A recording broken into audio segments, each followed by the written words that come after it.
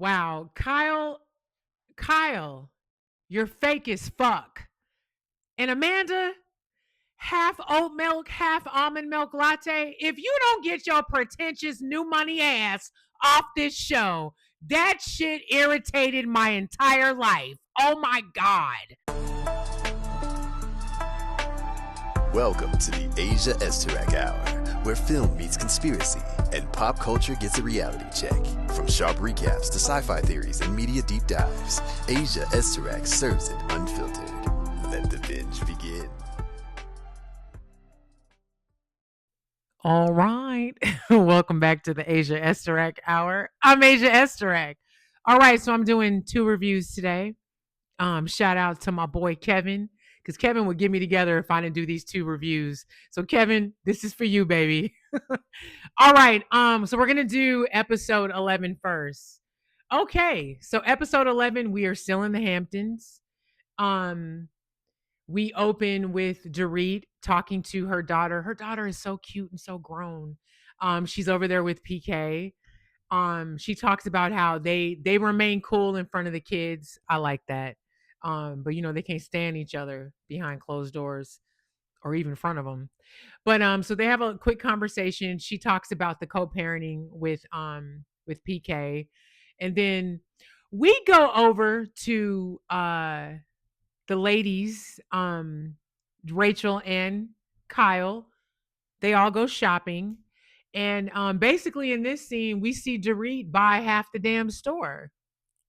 And it's her prerogative. I've talked a lot of shit about her buying her expenses.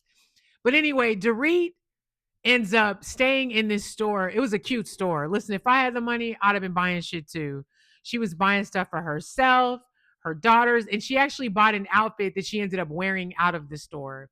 Rachel and Kyle leave her to go someplace else. And they're in another store and they're just like, damn, Dorit is still. So here's what's crazy. So we go back to Dorit in the store. One of the cards that she uses doesn't work. So I guess she runs it again and it does work. Um, Talk about embarrassing. But anyway, it's happened. I'm sure it's happened to everybody. It's happened to me. It's embarrassing when it happens, but it is what it is. She ends up being able to pay for it. But anyway, so after that, Kyle, we go back to the air or the Rachel's friend's house that they're staying at in the Hamptons, and Kyle calls Boz on the phone or Bose. So Bose is asking how everything's going in the Hamptons. She tells about the craziness at Amanda's little manifestation moment brunch. They're kind of filling each other in. Kyle, now Kyle, that Dorit is close with Bose. So she starts telling Bose that Dorit is acting really erratic. She talks about how she was late when they were first going to the Hamptons.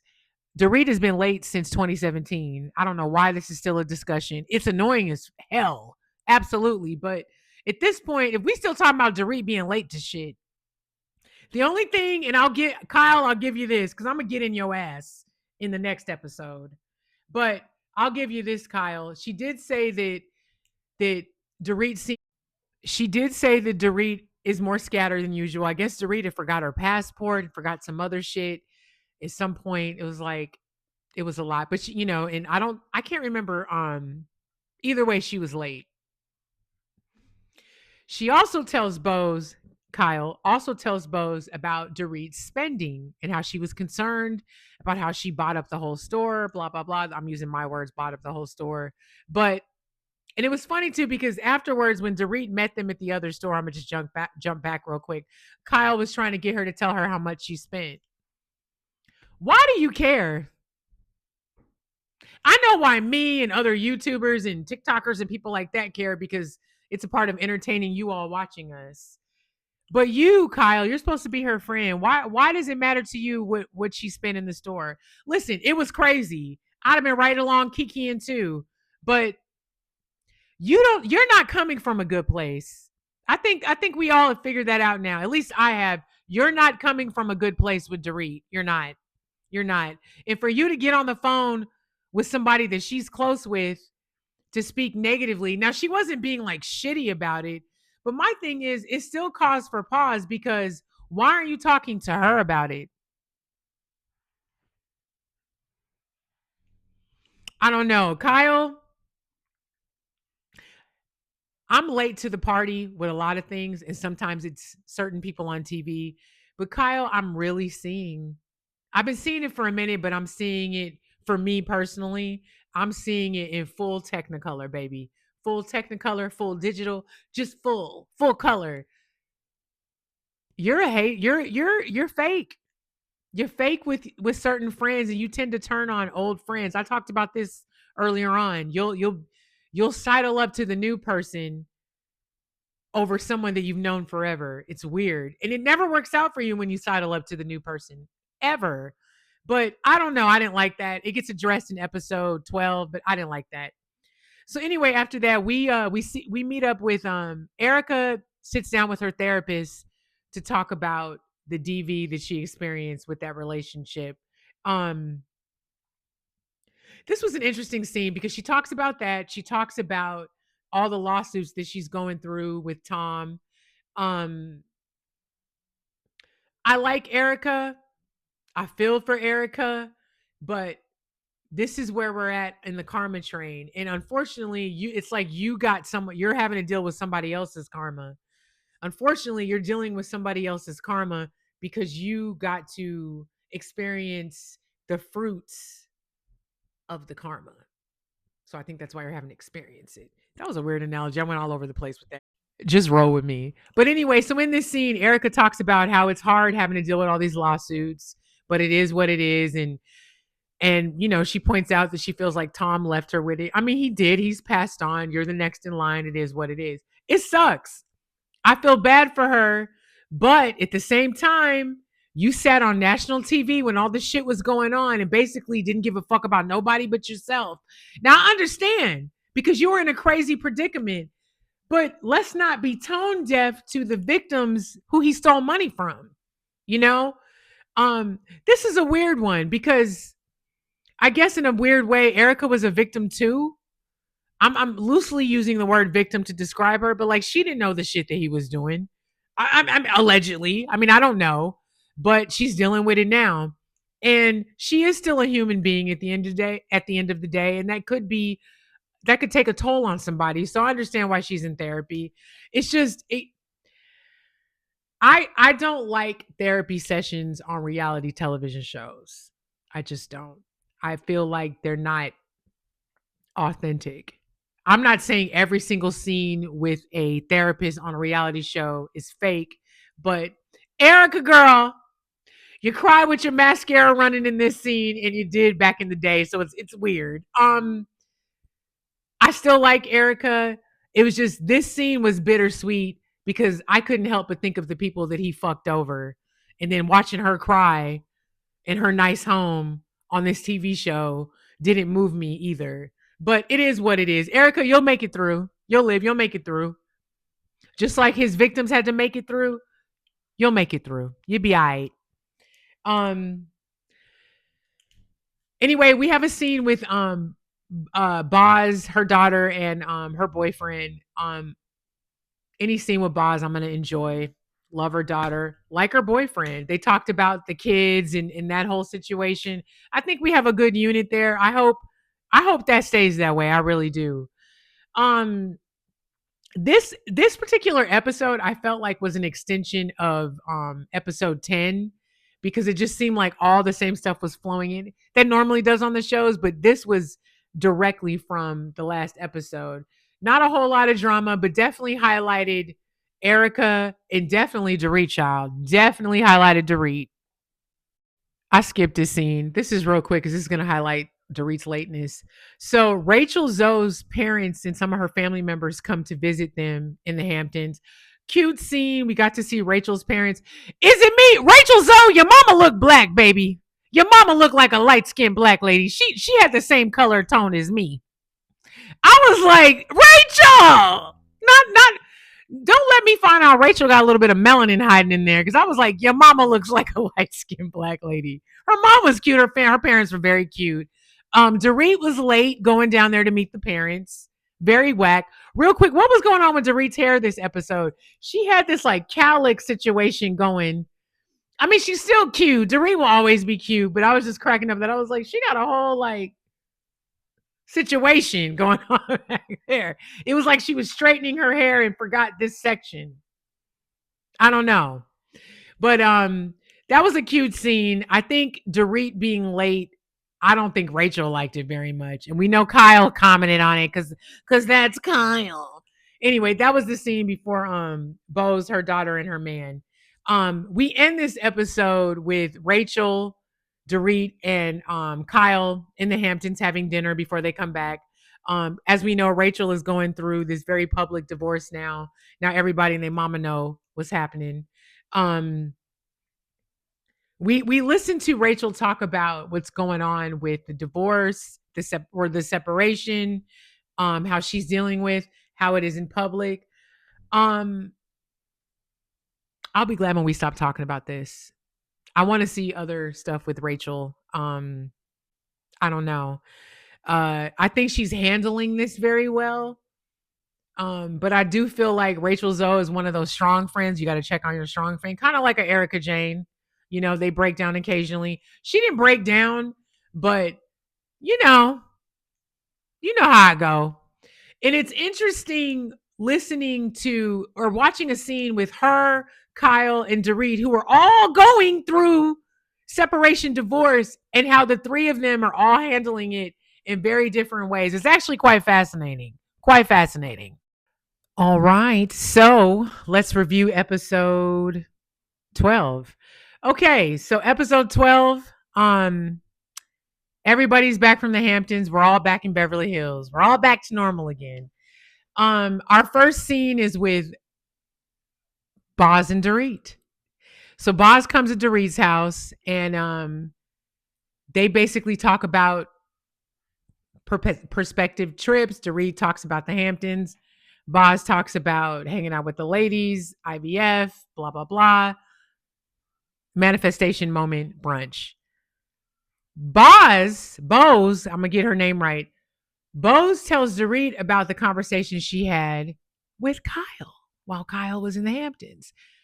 She tells, and it's funny because at first I was like, Bose, you being messy as hell, but then she's not because she's genuine friends with Dorit. If I'm not mistaken, they hang out outside of this show. Well, now at least.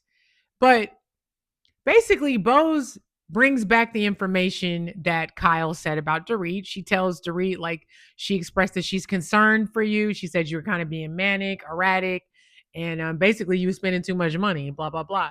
So, of course, Dorit is upset. And Dorit says something where I was like, I fucking agree. So she goes, why is she talking to you who's 3,000 miles away concerned about me when we in the same house? Exactly. Why are you talking about this woman? Why are you so concerned about her, Kyle? Because Kyle, I don't think you like Dorit. I think you're Team PK, and that's cool. You picked a side. You're going to go with the side with your soon to be ex husband. Okay, girl. And Dorit's whole thing is she's so worried about me. Is she using this information against me? I kind of feel like she is. But Dorit, you're on a reality television show. So everyone's seeing what you're doing. That's the rub. We're all seeing it. It isn't just Kyle. We're all seeing it as well. I think here's what I think. I feel like there's been a disconnect between you and Kyle. And I'm gonna go out on a limb. I'm gonna be on this island by myself. But I feel like the disconnect between you and Kyle slowly started to turn when Kyle and Lisa Vanderpump fell out. That's my observation. I could be totally wrong. But I noticed that you guys were cool.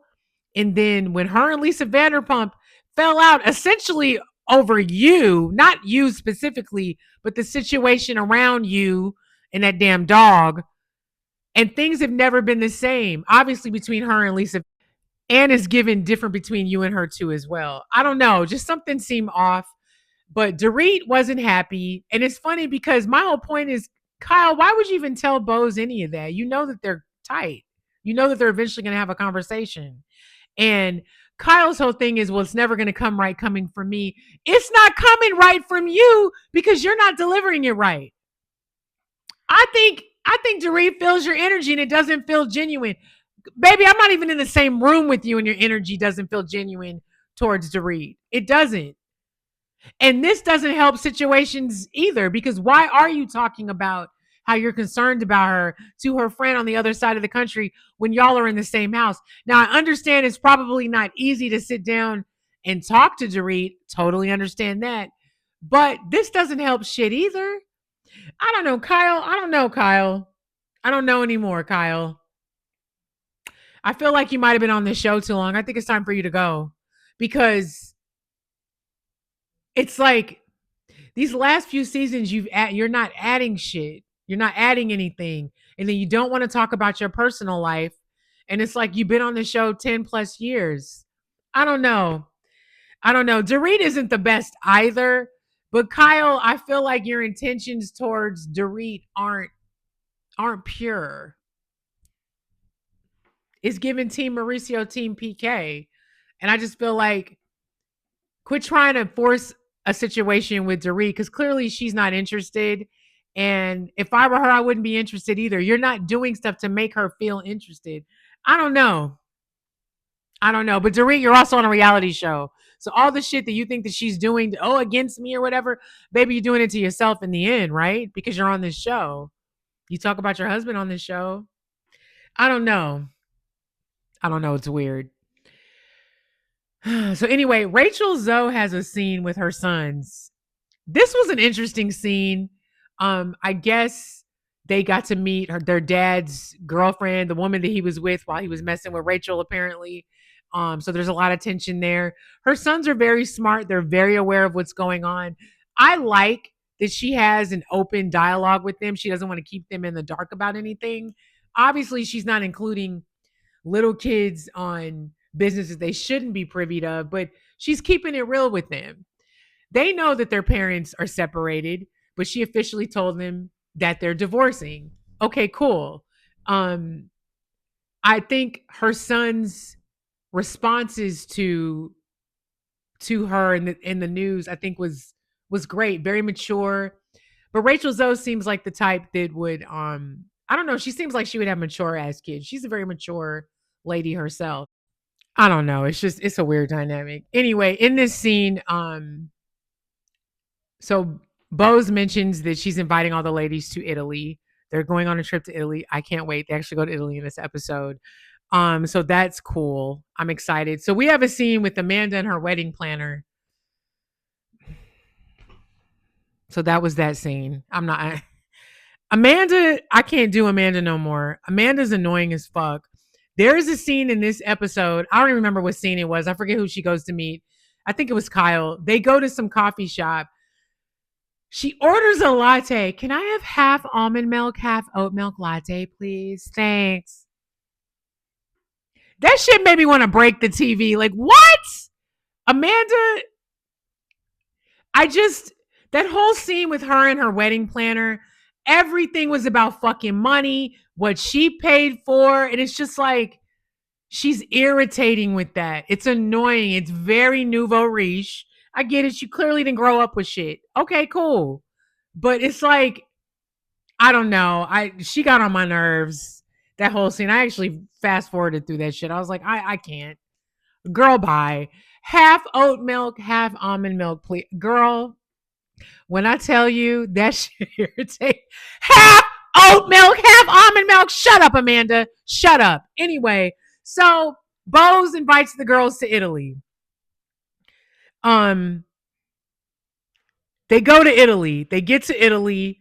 Sutton, who is turning into a totally different person this season, she does have a scene with Jennifer Tilly where they go out and eat. That might have been in the last episode. Basically, her talking about not being Sutton Strack and Sutton Brown. Sutton Brown is on a journey this season. I like Sutton Brown.